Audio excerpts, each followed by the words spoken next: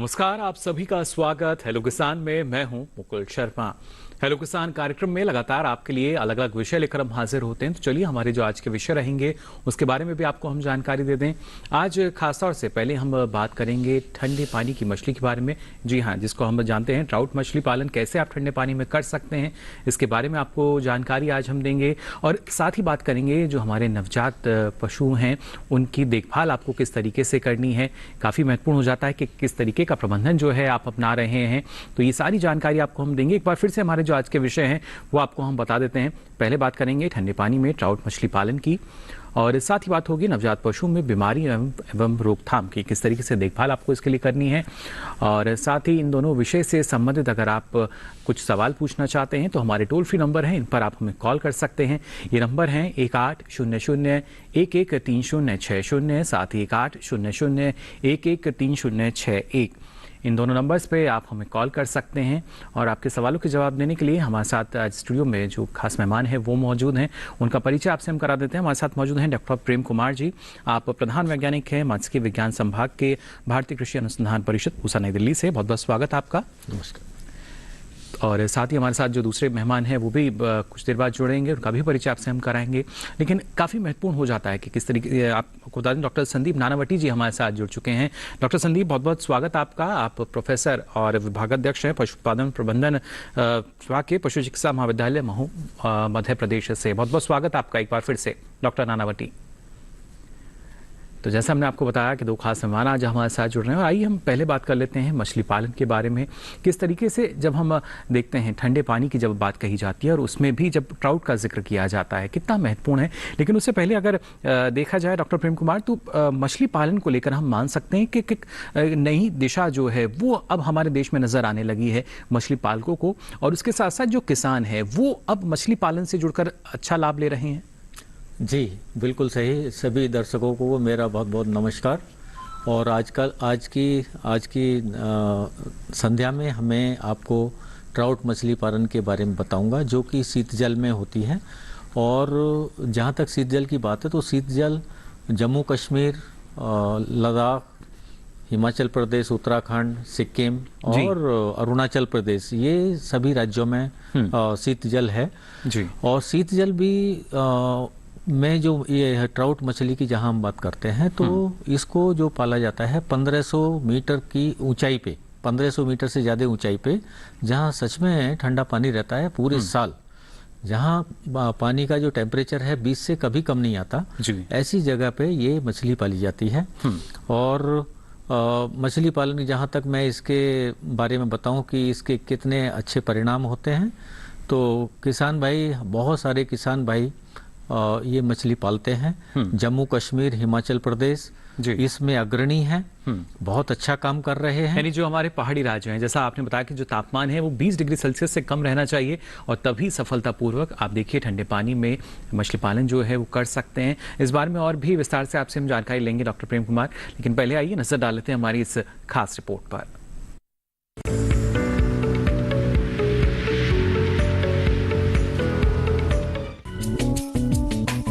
मछली पालन देश का एक उभरता हुआ क्षेत्र है। इस समय भारत में करीब 13.76 मिलियन टन मछली उत्पादन किया जा रहा है। देश से करीब 47,000 करोड़ रुपए की मछली निर्यात की जा रही है। वहीं आने वाले 3 से 4 साल में मछली निर्यात भी 2 गुना करने की योजना है। इससे सिर्फ मछली पालन क्षेत्र में ही रोजगार के लाखों नए अवसर पैदा होंगे। देश के ज्यादातर युवा वर्ग इस व्यवसाय से जुड़ रहे हैं, क्योंकि इसमें कम समय में अच्छा मुनाफा मिलता है। देसी प्रजाति के साथ साथ विदेशी प्रजाति की मछलियां भी मोटा मुनाफा दे रही है। इन्हीं में एक है ट्राउट मछली। इस मछली में औषधीय गुण पाए जाते हैं, जो कई बीमारियों की रोकथाम के लिए इस्तेमाल की जाती है। ट्राउट मछली में केवल एक कांटा होता है। ये एक शाकाहारी मछली है, जिसका कांटा निकालने के बाद आप इसे चिकन और मटन की तरह पका सकते हैं। ट्राउट मछली में ओमेगा 3 फैटी एसिड होता है, जो बहुत अच्छा पोषक तत्व है, इसलिए इसकी मांग होटल्स में ज्यादा रहती है। हालांकि इस मछली को तैयार होने में थोड़ा ज्यादा समय लगता है। ये मुख्य रूप से पहाड़ी क्षेत्रों जैसे जम्मू कश्मीर, हिमाचल प्रदेश और उत्तराखंड में पाली जाती है। क्योंकि ये मछली ठंडे पानी में ही पाली जाती है, जिसका तापमान 12 से 15 डिग्री होना चाहिए। इन मछलियों को टैंक बनाकर पाला जा रहा है। इसका बाजार दाम सामान्य मछली की तुलना में कई गुना होता है। इस तरह से इस मछली से युवा अच्छा खासा मुनाफा कमा सकते हैं।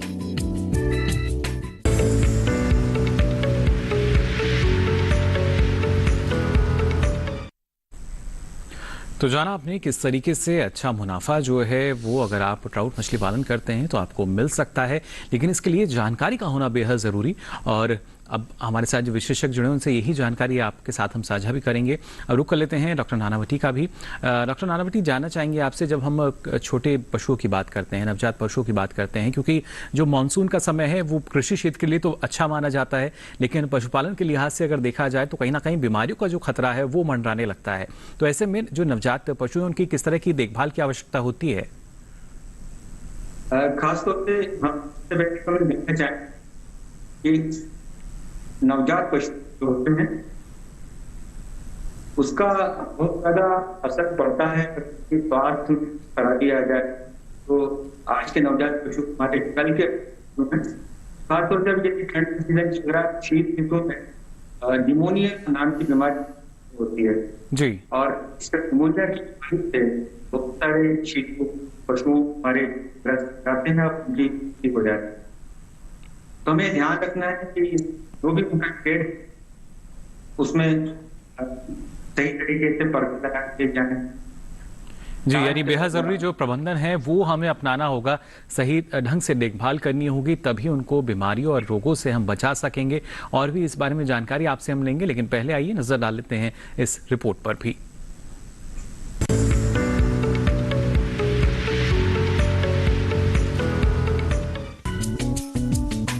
डेयरी व्यवसाय में नवजात पशु हमारी आगे की संभावनाएं तय करते हैं। इसीलिए ये आवश्यक हो जाता है कि उनके जन्म से लेकर 6 माह तक विशेष देखभाल की जाए। इस देखभाल में उनको दिए जाने वाले दूध की मात्रा, ठोस आहार शुरू करने का सही समय, बीमारियों से उनका बचाव और गर्मियों में उनका आवास प्रबंधन शामिल है। तो पशुपालक नवजातों के लिए इन बातों का ध्यान रखें, जैसे छोटे बच्चों के आहार में अचानक बदलाव न करें, साइलेज 6 माह के बाद देना शुरू करें, गर्मी के मौसम में नमक व ग्लूकोज का घोल बना कर दे, पशु के शरीर में पानी की पर्याप्त मात्रा जानने के लिए स्किन टेस्ट करें। यदि पानी की कमी है तो पशु चिकित्सक से संपर्क करें। बच्चे को 6 माह तक मां का दूध दे। जब बच्चा 15 दिन का हो जाए तो उसे सूखी घास दे सकते हैं। सूखी घास में विटामिन ए, डी और बी कॉम्प्लेक्स मौजूद। छोटे बच्चों की खुराक धीरे धीरे बढ़ाए। दूध छुड़ाने के पहले बच्चे को दलिया देना शुरू करें। इसके अलावा नवजात को बीमारी से सुरक्षा देना भी बेहद जरूरी है। इसके लिए समय रहते पशु को ये टीके लगवाएं। बच्चों को पेट के कीड़े की दवा 3 माह का होने पर दे, 6-6 माह के अंतराल पर दे दवा। पशुपालक ध्यान रखे कि तुरंत दवा देकर टीका न लगवाएं। आहार व पानी का तापमान सामान्य रखें। 4 माह का होने पर ब्रोसेलोसिस का टीका लगवाएं। 6 माह का होने पर FMD का टीका लगवाएं। टीके लगवाते समय सरकार की योजना का लाभ लें। इस तरह देखा जाए तो ये छोटे बच्चे डेयरी व्यवसाय में विकास की भूमिका को सुनिश्चित करते हैं। इनके बेहतर स्वास्थ्य से ही पशुधन में इजाफा होना संभव होता है। साथ ही इस नई पीढ़ी से भरपूर उत्पादन मिलने की संभावनाएं भी बढ़ जाती हैं।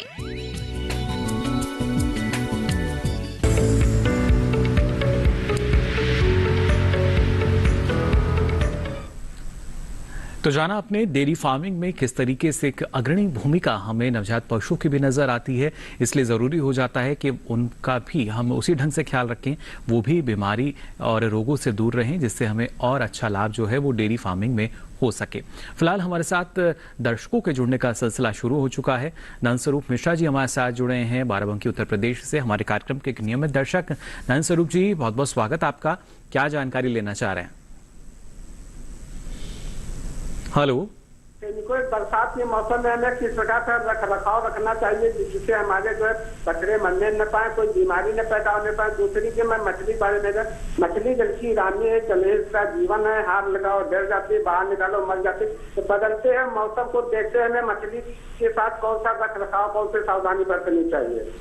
चलिए, बिल्कुल बदलते मौसम में पहली मछली का जो इनका सवाल है डॉक्टर प्रेम, मैं चाहूंगा आप उसका जवाब दें जी। कि जब मौसम में बदलाव हम देखते हैं तो किस तरीके से जो प्रबंधन है, देखभाल हमें करनी चाहिए? हाँ, मैं उनका जो सवाल है वो सुन पा रहा हूँ। और अभी जैसे बरसात का मौसम है, तो बरसात के मौसम में बाहर का पानी और बहुत सारा मिट्टी धूल लेके आ सकता है, जिससे जो मछली है, जो मछली का तालाब है, उसमें ऑक्सीजन की कमी हो जाती है। तुरंत इतना ज़्यादा वो कीचड़ आ सकता है।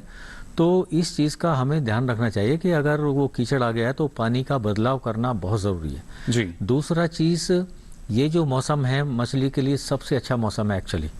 जो मानसून का मौसम है वो सबसे अच्छा है। इसमें मछली की बढ़वार भी होती है, मछली का प्रजनन भी इसी मौसम में होता है। और यही एक ऐसा मौसम है कि जब जो सही जो तापमान है, जो तालाब का तापमान है बहुत अच्छा रहता है, कोई 30 डिग्री से हमेशा नीचे रहता है और मछली की बढ़वार भी बहुत अच्छी हो। लेकिन परंतु हमें जो करना है, जैसे छोटे बच्चे तालाब में हैं तो उसको जो दूसरे कीट जो उनको खा जाते हैं, या मेंढक हैं वो खा जाते हैं, तो हमें उनका रखरखाव करना बहुत ज़रूरी है। और ये जो घास हो जाती है तालाब के किनारे पे, उसको हमेशा काटते रहना है, जिससे वो सांप या मेंढक वो तालाब में ना घुसे। यानी साफ सफाई का भी देखिए हमें ख्याल रखना होगा। का भी पूरा ध्यान रखना है। जी बिल्कुल। और साथ ही डॉक्टर संदीप, आपसे भी जानना चाहेंगे, जैसा कि जो हमारे दर्शक थे वो जानना चाह रहे थे कि जो नवजात हैं उनका किस तरीके से ख्याल रखा जाए। जहां तक बारिश की बात है, तो बारिश होती है तो ऐसे मौके पर आपको चाहिए कि जहाँ गौशाला है वो गौशाला में पानी न भरने पाए, क्योंकि हम जानते हैं कि एक बेहतरीन भोजन है जीवाणुओं को। हम जानते हैं कि सबसे ज्यादा मौतें शिशु में निमोनिया है, और बारिश एक ऐसा मौसम है जिसमें निमोनिया काफी, तो आपको सफाई का इंतजाम करना सब फायदे का तो एक चीज और ध्यान रखना है कि जब भी हम नवजात बच्चे होते हैं, खासतौर से भैंस के बच्चेदारी, उनकी दर 50% की ज्यादा होती है। सबसे ज्यादा बारिशों में उनकी डेथ होती है। जी, आपको बच्चों को निमोनिया से बचाना है। जी बिल्कुल, ये बेहद ज़रूरी। देखिए किस तरीके से ना सिर्फ बारिश के बाद जो समस्याएं आने लगती हैं उसका निराकरण आप कर सकते हैं, और काफ़ी हद तक अगर आप साफ़ सफाई अपनाते हैं तो कई तरह की जो रोग बीमारियां हैं उनका खतरा आप कम कर सकते हैं। फिलहाल एक और दर्शक हमारे साथ जुड़े हैं फ़ोन लाइन पर। बहुत बहुत स्वागत आपका हेलो किसान में। क्या जानकारी लेना चाह रहे हैं? हेलो। हाँ, मैं ये पूछना चाह रहा हूँ जी, जैसे हम तालाब में मछली इसको पालन करते हैं मछली का जी, तो उसमें ऑक्सीजन की मात्रा का कोई असर होता है क्या? कि ये कहा जाता है आमतौर पे कि नदियों में जो है मछली पालन अच्छा होता है और तालाब में कम हो पाता है। जी, इसका कोई रीजन, इसके पीछे कोई खास लॉजिक है क्या? मतलब इसके जो वैज्ञानिक आधार है वो आप जानना चाह रहे हैं? जी जी, चलिए बिल्कुल। डॉक्टर प्रेम कुमार, क्या जानकारी देना चाहेंगे? एक्चुअली मछली हमेशा से जितनी भी मछलियां हैं उनका जो ओरिजिनल प्लेस है, मतलब कि मूल स्थान है, वो नदियां ही हैं। वहीं से हम लोग वो मछलियों को लेकर आए, वहीं वो प्रजनन करती थी, वहीं वो रहती थी, वहीं उनकी वृद्धि होती थी। जी। अभी हम उन मछलियों को लेके तालाब में आ गए, तो आप ऐसा समझ लीजिए कि एक आदमी बाहर घूमने वाला, जैसे गांव का आदमी को शहर में लेके आ जाओ आप, तो उसका मन नहीं लगता है, और उसका प्रजनन भी उस जो मछली है वो रिवर की जो मतलब नदियों की जो मछली है वो जब तालाब में आ गई तो उसका प्रजनन भी नहीं होता। लेकिन चूंकि हमें तो उसको पालना है, इकट्ठा करना है, कारण उसका क्यों ऐसा होता है, उसका कारण है कि चलते पानी में हमेशा ऑक्सीजन कभी भी कमी नहीं होती है। जी। अगर कहीं पानी गंदा भी हो जाता है तो थोड़ी देर दूर जाने के बाद में फिर से ऑक्सीजन की मात्रा बढ़िया हो जाती है। तो कुछ समय की बात होती है, परंतु ये प्रक्रिया तालाबों में नहीं हो पाती है, क्योंकि तालाब का पानी हम लोग बदल नहीं सकते तुरंत के तुरंत। अगर हम तालाब का पानी एक तरफ से निकालें और दूसरी तरफ से उसको हर दिन चेंज करते रहें तो मछली की वही पैदावार, वही अच्छी तरह से उसकी जो है बढ़वार उसी तरह हो जाएगी जैसे कि वो मतलब कि नदियों में होती है। जी। और साथ ही डॉक्टर प्रेम कुमार, अगर तालाब में भी इस तरह का कभी कभी जो तकनीक है उसका इस्तेमाल किया जाता है जिससे जो पानी है उसमें बहाव की स्थिति हम देख पाते हैं, तो क्या इस तरह की तकनीक भी जो मछली पालक हैं वो अपना सकते हैं? ये जो हम आज का जो हमारा टॉपिक है ट्राउट मछली पालन, ये ट्राउट मछली पालन ऐसे ही तालाबों में होता है जी। एक तरफ से पानी आएगा और दूसरी तरफ से जाएगा, क्योंकि उसका ऑक्सीजन डिमांड है जो ट्राउट का जी। वो बहुत ज़्यादा है। अगर मैं ये कहूँ कि एक तालाब है, वो 50 मीटर का तालाब है, उसमें बहुत सारी ट्राउट हम 1 वर्ग मीटर में 20 किलो तक ट्राउट रख सकते हैं जी। और परंतु उसी के साथ साथ हमें नदी जैसा व्यवहार होने वाला ये तालाब बनाना है, जिसको रेसवे कहते हैं। एक तरफ से पानी आएगा और उसका दूसरी तरफ से निकल जाएगा जी। और 1 मिनट में अगर 1 टन मछली हमारा 50 वर्ग मीटर में है, तो हमें वो तालाब में करीब 300 लीटर पानी पर मिनट का बहाव मेंटेन रखना पड़ेगा। ऐसा समझ लीजिए कि ये जो तालाब हैं वो हम वहीं बनाते हैं कि जहाँ छोटी छोटी नदियों के गधेरे होते हैं, जहाँ से पानी आता है, तो सीधे पानी को डाइवर्ट करके वो रेसवे जिसको मैंने बताया अभी, उसमें पानी डाल देते हैं और दूसरी तरफ से वो निकलते रहता है। तो एक तालाब से पानी का आवागमन जो है वो चलते रहना चाहिए, चलते रहता है। तो और बेहतर ढंग से जो ट्राउट का पालन है वो आप कर पाएंगे। लेकिन किस तरह का बाजार इसके लिए है अब हमारे मछली पालकों के सामने, और किस तरीके की तकनीक की आवश्यकता होती है, प्रशिक्षण भी जरूरी, ये सारे कुछ सवाल हैं जिनके जवाब आपसे हम लेंगे। फिलहाल यहाँ रुकना, हम एक छोटे से ब्रेक के लिए जल्द हाजिर होंगे। आप बने रहिए दूरदर्शन किसान पर।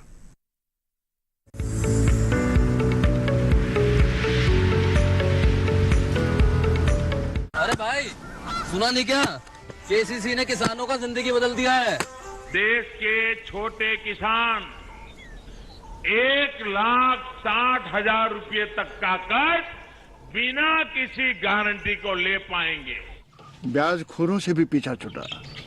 मैं तो जैविक खेती का पूरा सामान मंगा लिया, केसीसी का भी कोई दबाव नहीं है। ब्याज चुकाने के लिए पूरा 1 साल मिलता है। समय पर भुगतान करने पर केवल 4% के सालाना ब्याज पे लोन मिल गया मुझे। अपना आधार कार्ड, लेटेस्ट फोटो और जमीन के कागजात लेके अप्लाई करो बस। और नामांकन भरने के लिए जेब भी ढीली नहीं करनी पड़ी।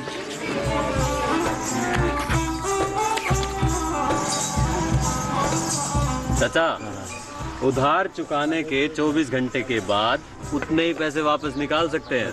केसीसी ने किसानों की जिंदगी वाकई बदल दी है। तो आप भी किसान क्रेडिट कार्ड अपनाएं और सहजता से ऋण पाएं।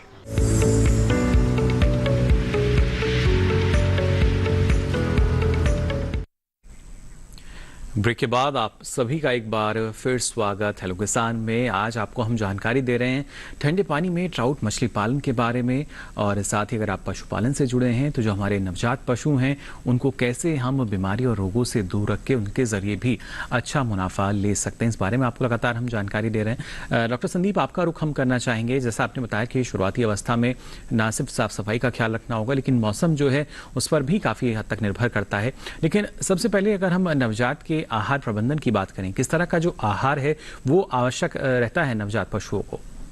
ये बहुत बड़ी समस्या है।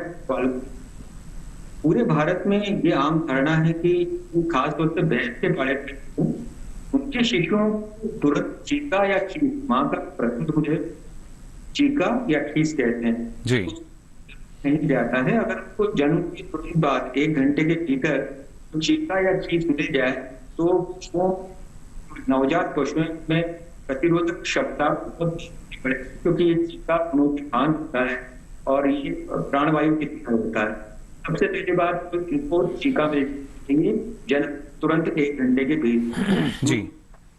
दूध हम जो देते हैं वो शरीर के वजन के मुताबिक दे दें, यानी शरीर के वजन का 1/10वां हिस्सा। देखिए कि अगर बच्चा 20 किलो का है या भैंस का बच्चा 30 किलो का है, 2.5 1/10वां हिस्सा यानी बच्चों को 2 किलो और के बच्चों को 3 किलो, 1.5 किलो सुबह और 1.5 किलो शाम जी। इस तरह से हमको देना चाहिए। इससे ज्यादा ओवर फीडिंग होगी। अगर ज्यादा दूध पी लेता है तो भी हानिकारक है, और पीता है तो उसकी शारीरिक बढ़त नहीं होगी।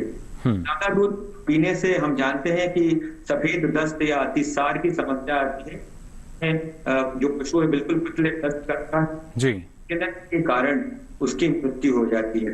तो ये शुरुआत के बाद हुई। 15 से 20 दिनों के बाद उसकी धीरे घास के तिनकी देना शुरू करें, तो उसका धीरे धीरे जो पेट प्रतीत होता है और वो सॉलिड फूड यानी जो ठोस आहार है मान्य होता है। तो इसके बाद हम दूध के बाद हम उसको धीरे धीरे जो बच्चों के लिए बनाया गया छोटे शिशु का आहार है जिसमें प्रोटीन की मात्रा होती खिलाना चाहिए। शरीर तकरीबन 100 से 150 ग्राम से शुरू करके उसको हम 400 से 500 ग्राम दिवस तक ले जा सकते हैं। चलिए बिल्कुल, तो देखिए किस तरीके से जो आहार व्यवस्था है वो हमें करनी होगी।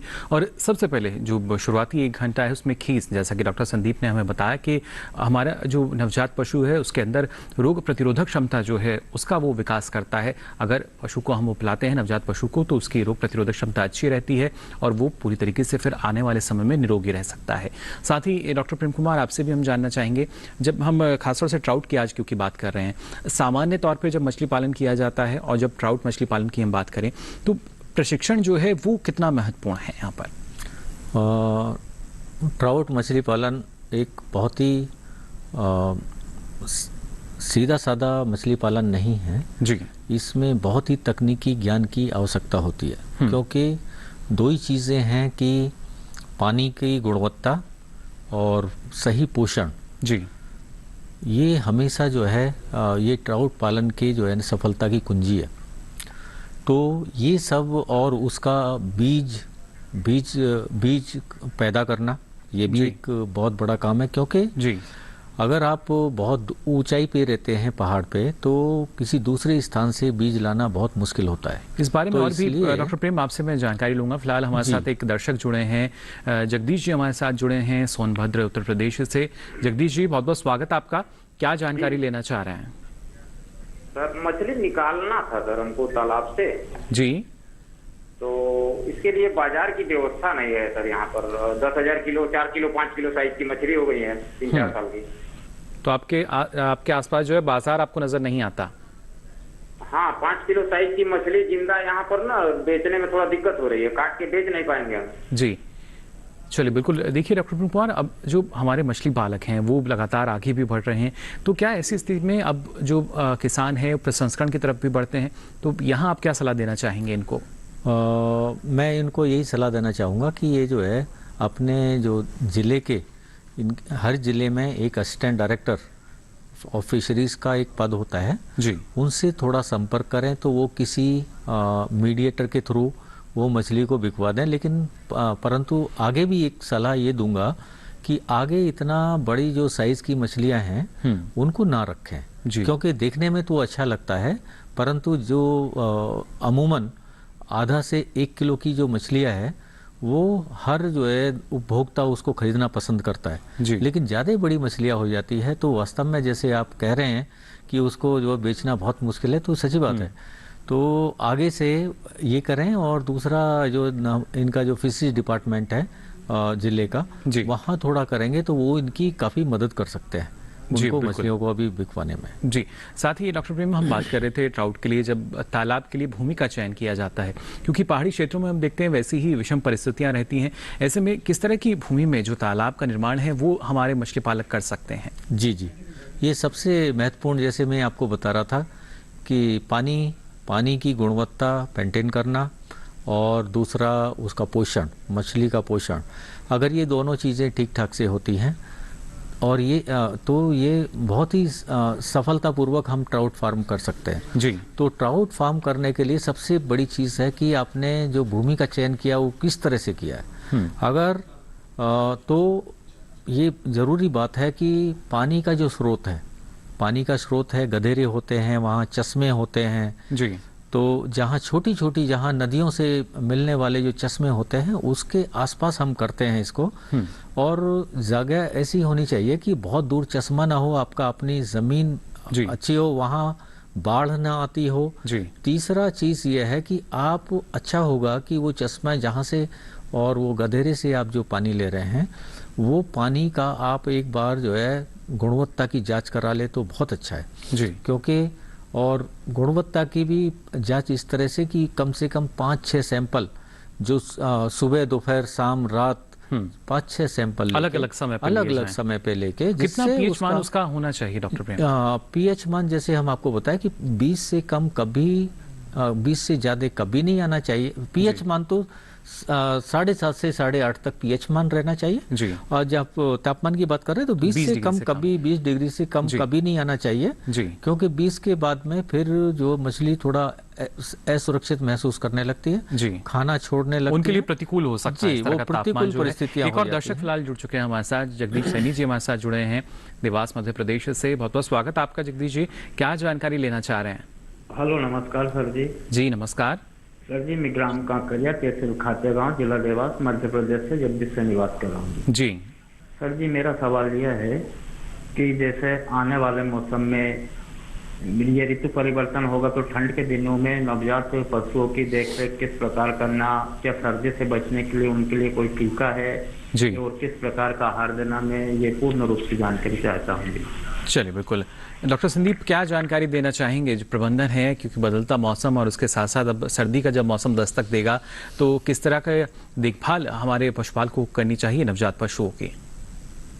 जगदीश भाई, जैसा कि आप मालवा क्षेत्र से खातेगांव से हैं, पर ठंड के समय शीत ऋतु में काफी ठंड पड़ती है और समस्या होती है समय है, यही सीजन है जब लगातार ब्यात की प्रसूतियां होती है, आप गाय और भैंसे जनती हैं और ऐसे में इनकी प्रजनन हो रहा है, प्रसूति हो रही है, तो ये हो रहा है कि उस समय अगर ठंड ज्यादा के समय नवजात पशु को सीधे सीधे निमोनिया का खतरा होता है।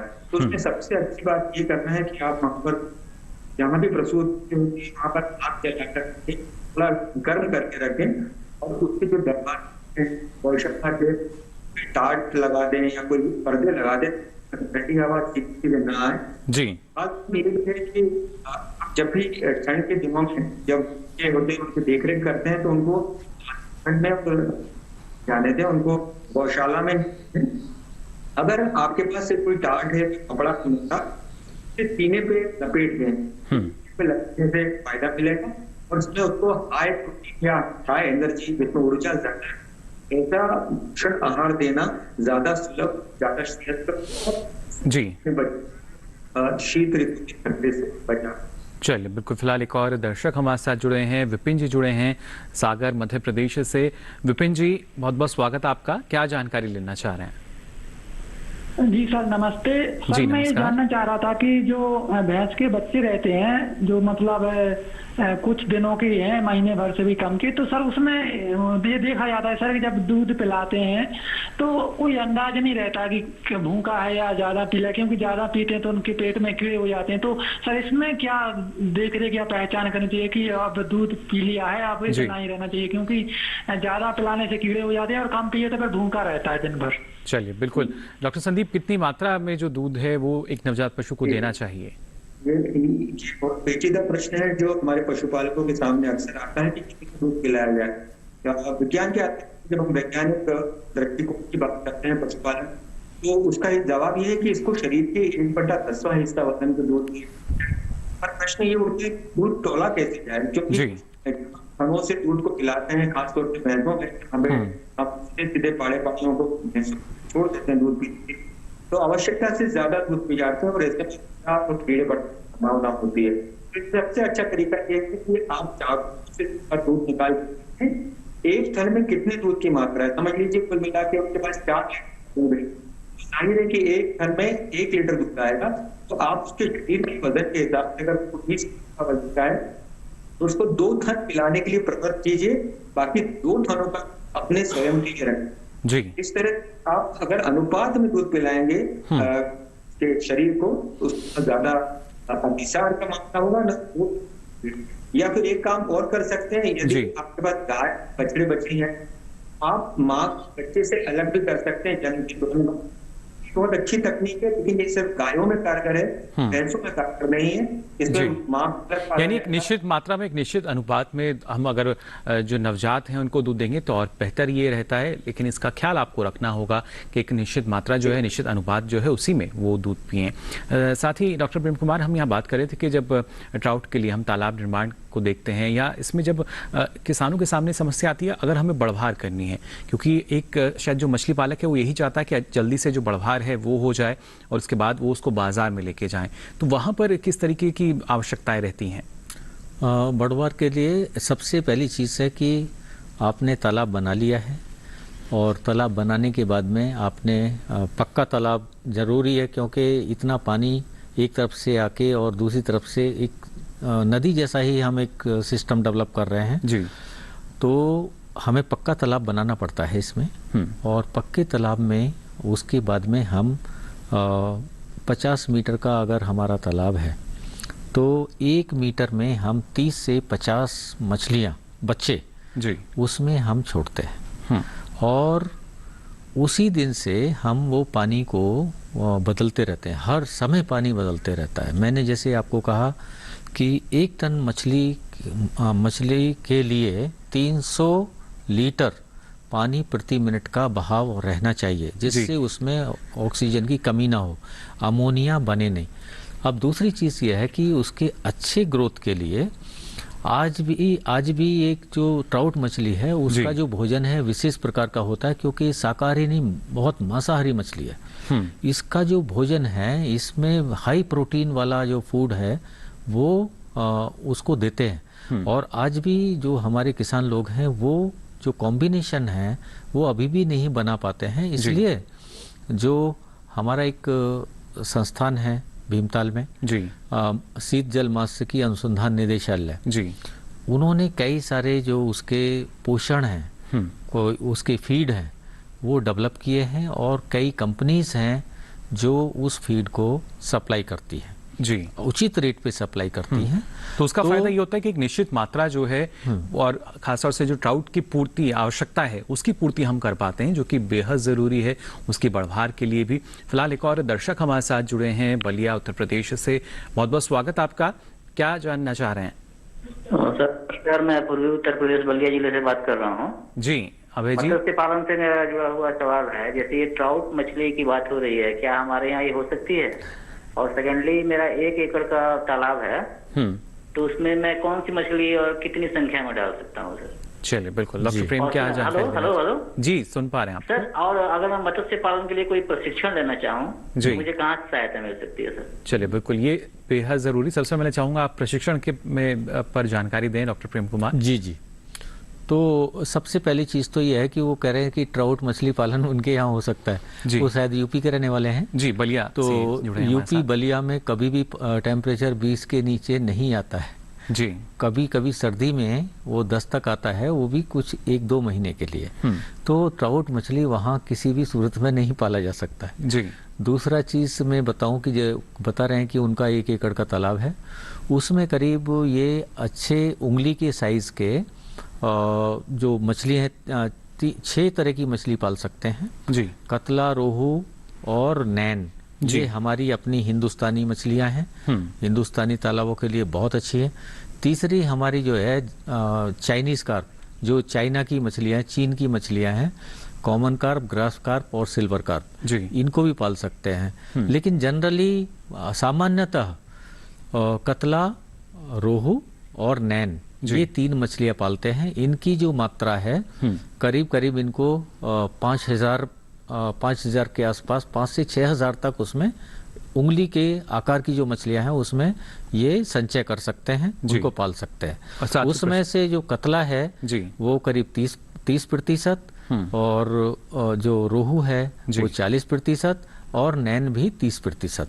इस मात्रा में वो अपने तालाब को तालाब में संचय कर सकते हैं जी। और साथ ही प्रशिक्षण के बारे में जानकारी लेना चाह रहे थे। प्रशिक्षण के बारे में हमारे जो जैसे बलिया है, बलिया में सबसे पास जो हमारा एक संस्थान है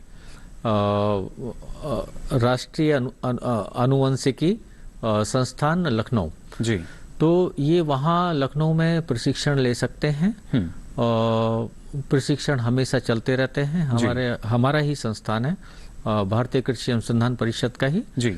और वहाँ जाके वो प्रशिक्षण आराम से ले सकते हैं, या हमारा एक दूसरे इलाहाबाद में एक हमारा सेंटर है, रिसर्च सेंटर। तो कई माध्यम है यानी, और उसके साथ साथ आपको बता दें जो कृषि विज्ञान केंद्र हैं या आपके निकटतम जो कृषि विश्वविद्यालय हैं, आप वहां जाकर भी ये जो प्रशिक्षण है ले सकते हैं और अपनी जानकारी को बढ़ा सकते हैं। आगे भी आपको हम यहाँ जानकारी देंगे, लेकिन फिलहाल रुक रहे हैं एक और छोटे से ब्रेक के लिए।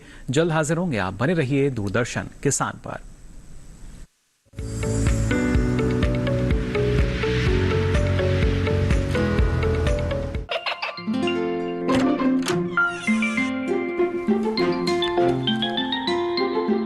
ये क्या हो रहा है? काशवी, इतने कम मार्क्स? काशू बेटा पढ़ा करो, पढ़ोगी नहीं तो आगे कैसे बढ़ोगी? मम्मा मैं भी तो आपसे यही कहना चाहती हूँ, पढ़ा करो। आप पढ़ोगे नहीं तो आगे कैसे बढ़ोगे? मतलब?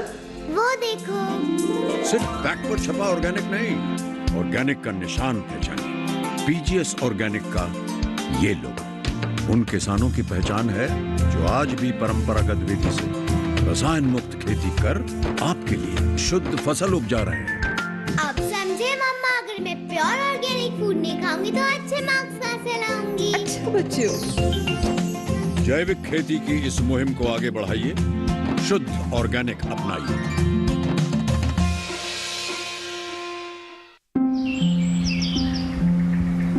अरे अरे अरे क्या कर रहा है? इधर इधर इधर, हम बोल रहे हैं तेरे बीजू का। पुतला बोल रहा है? हाँ, पक्षियों से तो हम खेत को बचा लेते हैं, पर इन घातक रसायनों से कैसे बचाएं? मतलब? देख बेटा, तू जो ये अंधाधुंध रसायन मिलाता है ना, मिट्टी की सेहत बिगड़ने लगी है, और जब माटी ही कमजोर पड़ जाएगी तो उपज कैसे सेहतमंद होगी? हाँ? अरे पहले ऐसा नहीं था, पूछना अपने बड़े बुजुर्गों से, कैसे फसल लहलहाती थी, शुद्धता झलकती थी। हाँ, माटी भी तंदुरुस्त और लोग भी। पहली वाली बात कहाँ? पर अब तो सब यही डाले हैं। सब नहीं, आज भी लाखों जागरूक किसान परंपरागत विधि से फसल उगा रहे हैं, खर्चा कम और उपज की कीमत भी बेहतर पा रहे हैं। ठीक है भाई, मैं भी आज से जैविक खेती शुरू करूंगा। माटी से प्रेम की परंपरा है, परंपरागत खेती।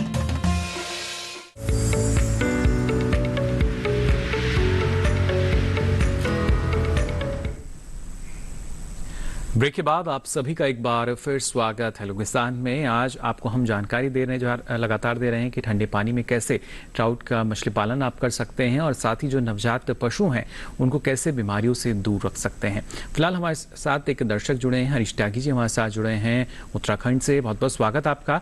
क्या जानकारी लेना चाह रहे हैं? जी, मेरा 7 मीटर लंबा 3 मीटर चौड़ा तालाब है। मैंने रोहू कतला मछली डाली है, 4 साल हो गए, उनकी ग्रोथ नहीं बढ़ पा रही जी। वो बढ़वा नहीं हो पा रही है। कहाँ के रहने वाले?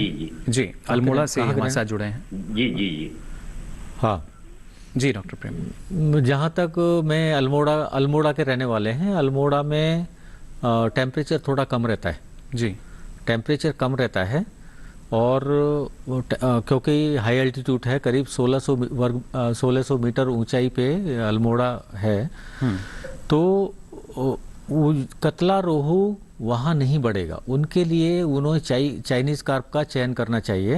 आपका सिल्वर कार्प, ग्रास कार्प और कॉमन कार्प, ये तीनों मछलियां हैं जो मध्य क्षेत्र में, जो अल्मोड़ा के आसपास के क्षेत्र हैं, उनमें काफ़ी अच्छी तरह से बढ़ती हैं।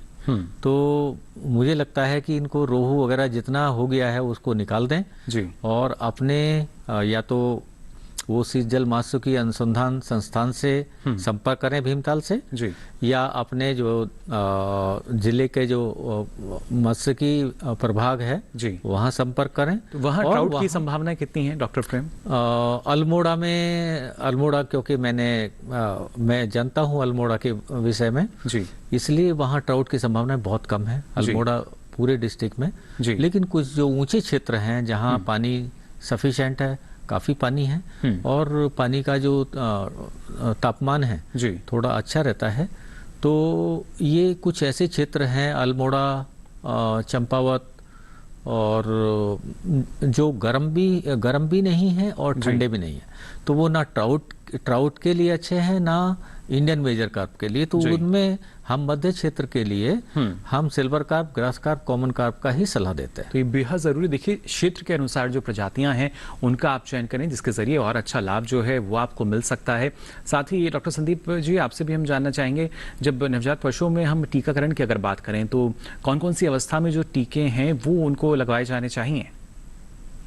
आमतौर पर बछड़ों में टीकाकरण की बात करते हैं, एक बहुत बीमारी होती है खतरनाक, मुंह का कहते हैं। खुरपका का मुंह का जो टीके होते हैं वो 6 वर्ष के पशुओं को लगाना चाहिए।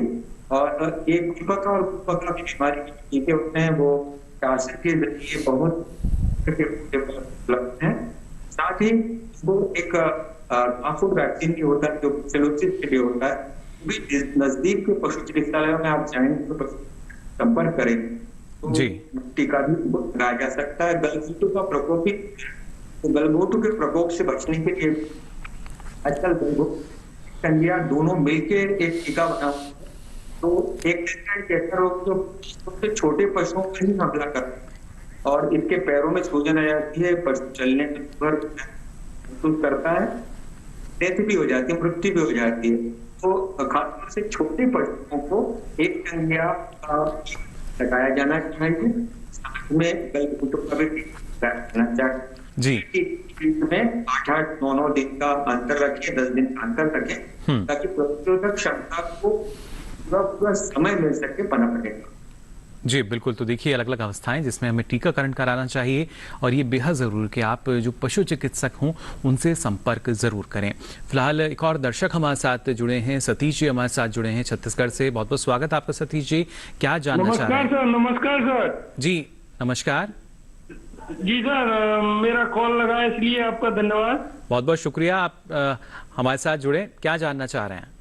सर मैं ये जानना चाह रहा जी, ये अपन मछली पालन करेंगे तो उसके लिए कोई अनुदान या सरकार से कोई सहायता? चलिए बिल्कुल, छत्तीसगढ़ से माफी जी, मुरैना मध्य प्रदेश से हमारे साथ जुड़े हैं और किस तरह की मदद जो है वो इनको मिल सकती है? हम तो रिसर्च से आते हैं और टेक्निकल चीज़ें बताते हैं, परंतु फिर भी मैं आपको एक चीज़ बताता हूँ कि प्रधानमंत्री मत्स्य संपदा योजना जी, जो फिशरीज मंत्रालय है, जो कि मत्स्य मंत्रालय है, उसके अधीन बहुत सारे किसानों को बहुत सारे ऋण प्रोवाइड करवाता है जी। और इनको कई तरह की सुविधाएं जो है कि वो अपने जो जिले में जो असिस्टेंट डायरेक्टर फिशरीज, जो सहायक मत्स्य निदेशक होता है, उससे जाके संपर्क करें। उनके पास बहुत सारी ऐसी योजनाएं हैं जो बहुत सारे अनुदान भी उसमें रहते हैं, तो उनसे जाके संपर्क करें तो इनका जो है ये मछली पालन बिल्कुल। तो देखिए ना सिर्फ प्रधानमंत्री मत्स्य संपदा योजना, इसके जरिए आपको लाभ मिल सकता है, केंद्र सरकार की एक महत्वपूर्ण योजना, लेकिन क्रियान्वयन जो योजना का है राज्य सरकारों द्वारा किया जाता है और राज्य सरकार की भी अलग अलग योजनाएं चलती हैं, जिसमें आपको ना सिर्फ तालाब निर्माण से लेकर आगे तक के लिए भी जो अनुदान है वो कोशिश की जाती है, जो किसान हैं, मछली पालक हैं, उनको आर्थिक मदद दी जा सके। लेकिन ज़रूरी यही कि उससे पहले प्रशिक्षण जो है वो आवश्यक हो जाता है। तो आपको जैसा कि जो आपके क्षेत्र में अधिकारी हैं उनसे आप एक बार ज़रूर संपर्क करें और फिर इस दिशा में आप भी आगे बढ़ सकते हैं। साथ ही डॉक्टर प्रेम कुमार, अगर देखा जाए जो हमारे मछली पालक हैं, जो ट्राउट मछली पालन करते हैं, वहाँ पर किस तरीके से जब उनके पास बीज की उपलब्धता होती है उसके बाद किन किन सावधानियों का ख्याल उन्हें रखना होता है? जी जी, तो चूँकि ट्राउट पालन एक बहुत ही कीमती मछली है ट्राउट जी, तो बहुत ही ध्यान से उसको करना है। तो क्या मैं आपको बताया था कि पानी की उपलब्धता होनी ही चाहिए, पानी की गुणवत्ता होनी चाहिए, उसका मत्स्य पोषण होना चाहिए। तीसरी चीज़ है उसके अच्छे रख रखाव और उसके जो है वृद्धि के लिए हमें पानी का जो सैंपल है वो हमेशा उसको चेक करते रहना चाहिए जी। और चूँकि ये हाई प्रोटीन फूड खाती हैं, तो जितना उनका विस्टा तालाब में निकलता है उसको हमें हर दिन एक बार तो ज़रूर साफ़ करना चाहिए जी, जिससे उसमें अमोनिया का प्रॉब्लम ना हो। अमोनिया एक ऐसी गैस है कि वो जो है मतलब मछली को मार सकती है जी। वो ऐसा समझ लीजिए कि जलीय पॉल्यूशन है, जलीय प्रदूषण इतना ज़्यादा हो जाता है कि वो ऑक्सीजन बहुत कम हो जाती है जी। तो इसलिए उसको तालाब को साफ करते रहना चाहिए। दूसरा जो चीज़ है कि जो फीड है जो हम कहीं से मत्स्य आहार मंगा रहे हैं वो ऑथेंटिक सोर्स से ही लें जी। और तीसरा चीज़ ये है कि जो आहार है उसको इकट्ठा ज़्यादातर किसान क्या करते हैं कि इकट्ठा आहार जो खरीद लेते हैं फिर वो धीरे धीरे करके उसको देते रहते हैं। ऐसा बिल्कुल ना करें क्योंकि वो जो आहार है उसमें थोड़ी सी भी अगर नमी हो गई तो नमी से उसमें फंगस लग जाती है और मछलियों को वो आहार की जगह वो पॉइजन का काम करती है, मतलब जहर का काम करती है जी। तो इसलिए हमेशा जितना भी आहार हम मंगा रहे हैं उसको एक खुले जहाँ कोई नमी वाली जगह ना हो वहाँ रखें, सूखे प्लेस में। दूसरा चीज़ है उसको बीच बीच में सुखाते भी रहें। तीसरी चीज़ होती है कि जो मत्स्य आहार है उसमें कभी कभी होता है कि तेल की कमी हो जाती है, थोड़ा पुराना हो गया तो तेल की कमी हो जाती है जी।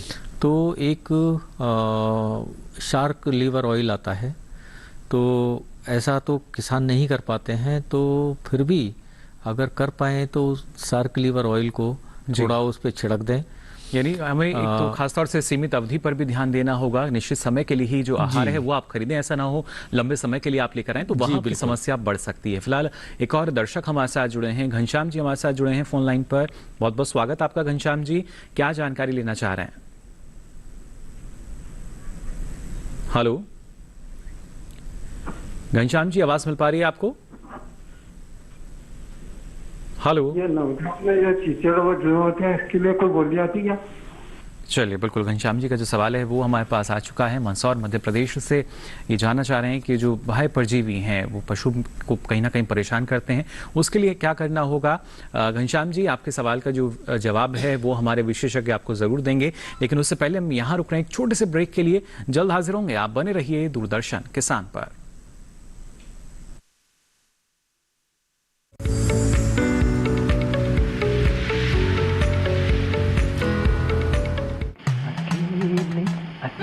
अरे वाह भैया, अकेले अकेले? अरे तू भी ले, पर खाएगा कैसे? मैं ऑर्गेनिक खेती की बात कर रहा रे बेटे। अकेले अकेले खेती कब तक करेगा?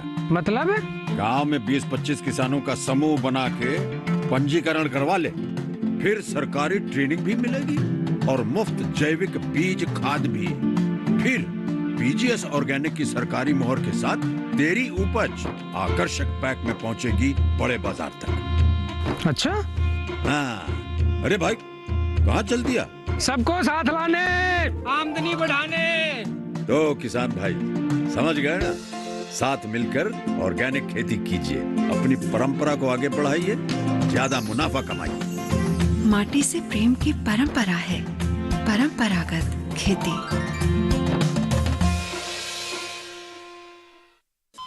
अरे सुन तो। मुझे क्या सुनाना चाहते हो? जो सुनाओ मेरी सौतन को। किसको? अरे वही तुम्हारा मोबाइल फोन जिससे सुबह शाम दिन रात चिपके रहते थे और कहते थे किसान कॉल सेंटर से बातें हो रही हैं। अच्छा ये बात है। हाँ, क्यों? क्या हुआ? अब बात नहीं होती क्या? अब तो झट से बात हो जाती है। ऐसा क्या? हाँ, अब तो ज्यादा लाइनें और खास तकनीक के कारण खेती के माहिरों से तुरंत बात हो जाती है। और अगर कभी लाइन व्यस्त हो तो अपनी समस्या फोन पर रिकॉर्ड करा दो, वहाँ से फोन आ जाता है और समस्या की हल का मैसेज भी आ जाता है। ये देखो आ गया। अरे वाह, इसका मतलब इंतजार की घड़ी अब खत्म। हाँ। तभी मैं सोचूं कि आजकल मुझ पर इतना प्यार क्यों आ रहा है। कृषि संबंधी समस्याओं का अपनी भाषा में तुरंत हल पाने के लिए पूरे भारत में किसी भी फोन से हेल्पलाइन नंबर पर संपर्क करें। किसानों का दोस्त किसान कॉल सेंटर।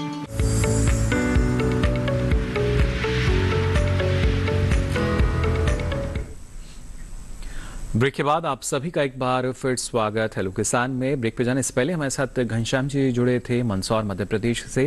डॉक्टर संदीप, मैं चाहूँगा उनके सवाल का आप जवाब दें। जो पशुओं में चीचड़ी या जूं की समस्या आती है, यानी जो बाह्य परजीवी हैं, वो किस तरीके से उनकी रोकथाम हम कर सकते हैं? पशु के शिशु में बाह्य परजीवी का संक्रमण आमतौर पर में ज्यादा पाया। तो गर्मी के दिनों में जो बाह्य संक्रमण होता है उससे मुक्ति पाने का सबसे अच्छा तरीका है कि बहुत सारी ऐसी औषधि आती है जिनको मिलाकर उनके शरीर पर लगाया दिया जाता है, जैसे पेंजिंग हेक्साक्लोराइड। इसके साथ में इवर्मेक्टिन नाम की गोली भी आती है बाजार में मिलती, उसको शरीर के वजन के हिसाब से 200 माइक्रोग्राम पर वजन के हिसाब से पशु चिकित्सक की सलाह से और शरीर होने के बाद उसको दे दी जाती है। तो सारे वो शरीर को छोड़ देते हैं और पशु मुक्त हो जाता है जी। तो सबसे अच्छा तरीका ये है कि जैसे ही आप पहली बार इनका संक्रमण देखें तो तुरंत उपाय कर लें, अन्यथा जब पड़ जाएंगे चूसने की वजह से उनकी कमी रक्ताल्पता का कारण बनेगी। साथ ही कई ऐसी बीमारियां होती है जो बिचौलियां होती है वो अपने मुंह के लार के जरिए सारी बीमारियों का आमद का कारण बनती है। जी बिल्कुल, तो बेहद ज़रूरी कि देखिए ना सिर्फ बाह्य परजीवी बल्कि अलग अलग तरह की जो रोग बीमारियां हैं उनसे किस तरीके से रोकथाम हम उनकी कर सकते हैं, और हमारे जो नवजात पशु हैं वो अगर स्वस्थ रहेंगे, निरोगी रहेंगे तो उनके ज़रिए भी आने वाले समय में हमें अच्छा लाभ मिल सकेगा। फिलहाल इस बारे में डॉक्टर संदीप नानावटी जी आपने इतनी महत्वपूर्ण जानकारी दी, इसके लिए आपका बहुत बहुत धन्यवाद। नमस्कार जी। तो डॉक्टर संदीप यहाँ जानकारी दे थे हमारे नवजात जो पशु हैं उनकी देखभाल के बारे में। यहाँ डॉक्टर प्रेम आपसे हम जानना चाह रहे हैं कि लगातार जो ट्राउट की हम बात कर रहे हैं, आपने बताया कि किस तरीके से जब और सावधानी हमारे जो किसान हैं, जो मछली पालक हैं वो बरतते हैं, लेकिन अपने आप में कहीं ना कहीं चुनौतियाँ भी शायद ट्राउट मछली पालन में ज़्यादा कुछ नज़र आती हैं। तो उस बारे में मैं जानना चाह रहा हूँ किस तरह की चुनौतियाँ हैं और उनका समाधान कैसे हो सकता है। जी जी, चुनौतियों में सबसे पहली चीज़ है कि कभी भी पानी का जो बहाव है वो कभी कम ना होने दें, एक चीज़ है। जल प्रबंधन हमेशा बहुत अच्छा रखें। अगर आपने जल प्रबंधन कर लिया तो आपका 60% ट्राउट जो है सफल हो जाएगा जी। 30% इस चीज़ पे निर्भर करता है कि आप उसको खाना कैसा दे रहे हैं। ये एक चीज़ है, बहुत बड़ी चीज़ है जी, क्योंकि खाना अगर वो सही नहीं आता है या विटामिन की कमी हो जाती है तो एक विशेष प्रकार का एक प्रॉब्लम शुरू होती है मछलियों में जी। वो मछली काली हो जाएगी। हाँ, विटामिन स्पेशली विटामिन B12 की अगर कमी हो जाती है तो मछली काली हो जाती है और काली होने के बाद में वो घूमने लगती है जी। तो विरलिंग डिजीज उसको बताते हैं। और ऐसी कंडीशन में जो ये क्यों होता है, ये उसका कारण क्या है कि वो पुराना हमारा जो चारा है वो पुराना हो गया है। इसलिए अगर ऐसा होता है तो मैं जैसे पिछली बार बता रहा था कि अगर नहीं भी वो जो दूसरा जो तेल है अगर नहीं भी अवेलेबल है जी, तो आप तेल का उस पर स्प्रे कर सकते हैं। स्प्रे करने के बाद में उसको मछली को दें जी तो सही हो सकती है। उसके बाद में तीसरी जो चीज़ है कि थोड़ी सी जो है वायरस डिजीज भी कभी कभी आते हैं। अगर आपका तापमान सही है, पानी का गुणवत्ता सही है, पानी का फ्लो सही है, आपका आहार सही है जी, तो चांसेस बहुत कम रहते हैं जी किसी भी रोग के आने का। यानी सही प्रबंधन अगर हम अपनाते हैं तो किसी भी तरह की जो खास समस्या है वो नहीं आएगी। जी जी जी। साथ ही डॉक्टर प्रेम कुमार हमारे साथ जो दर्शक हैं ईमेल के जरिए भी जुड़ते हैं। राघवेंद्र राजपूत जी हैं बुंदेलखंड उत्तर प्रदेश से, जिन्होंने ईमेल पे अपना सवाल पूछा है। वो जानना चाह रहे हैं कि बुंदेलखंड के लिए कौन सी मछली की प्रजाति अच्छी रह सकती है। बुंदेलखंड चूंकि वो हमारा मैदानी क्षेत्र में ही आता है जी, और मैदानी क्षेत्रों के लिए जैसे मैं पहले भी आपको बता रहा था कि 6 तरह की मछलियां हैं जो अच्छी तरह से मैदानी भागों में पाली जाती हैं। तो चीज़ क्या होती है कि तालाब में 1 मीटर 1.5 मीटर 1.25 मीटर 1.5 मीटर जो पानी रहता है, 2 मछलियां ऐसी हैं जो तालाब के ऊपर रहती हैं। तालाब का मतलब ऊपर की सतह पर रहती है पानी की जी। कुछ मछलियां 2 मछलियां ऐसी हैं जो बीच में रहती हैं और 2 मछलियां ऐसी हैं जो बिल्कुल एकदम जो इनका बचा हुआ खाना है या इनकी विष्ठा है उसी को खाती है। तो ऊपर रहने वाली मछलियों में कतला और सिल्वर कार्प जी, और बीच में रहने वाली है आपका रोहू और ग्रास कार्प जी। और तीसरी जो नीचे बिल्कुल तली में जो मछलियां रहती हैं वो नैन होती है और कॉमन कार्प।